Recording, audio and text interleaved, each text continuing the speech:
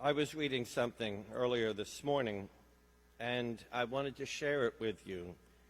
And it's written by Father Richard Rohr, and it's a reflection on some of the dynamics that we experience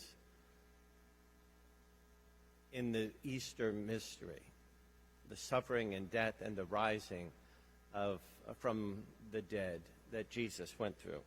So I share this with you.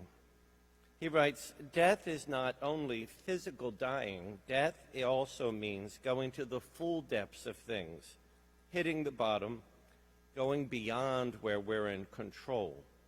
In that sense, we all go through many deaths in our lives, tipping points when we have to ask, what am I going to do? Many people turn bitter.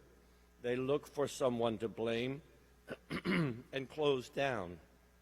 Their death is indeed death for them because there is no room for growth after that. But when we go into the full depths and death of anything, even, ironically, the depths of our own sin, we can come out the other side transformed, more alive, more open, more forgiving of ourselves and others. And when we come out the other side, we know that we've been led there. We're not holding on. We're being held by a larger force, by a larger source that is not our own. And that's what it means to be saved. It means that we've walked through the mystery of transformation.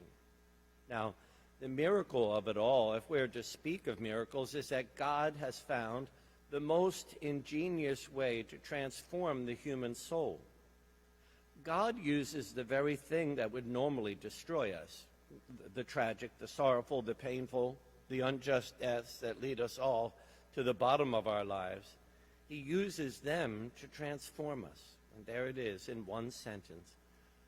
But are we prepared to trust that? Jesus' death and resurrection is a statement of how reality works all the time and everywhere. He teaches us that there's a different way to live with our pain, our sadness, our suffering.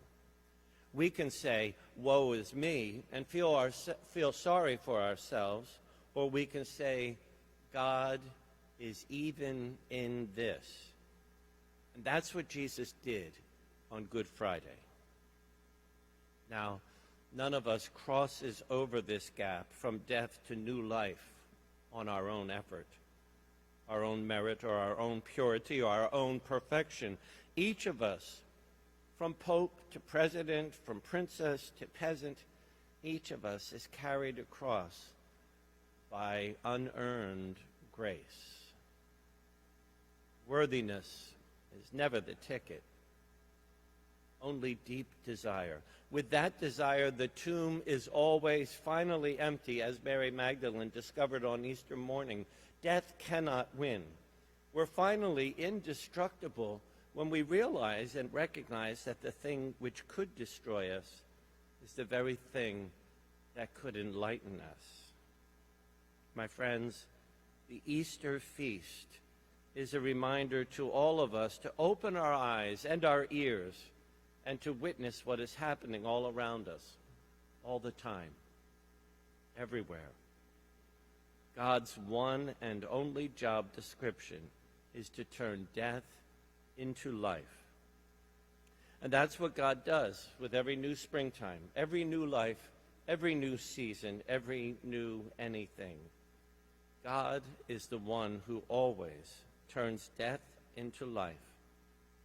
And no one who trusts in this God will ever be put to shame. Amen.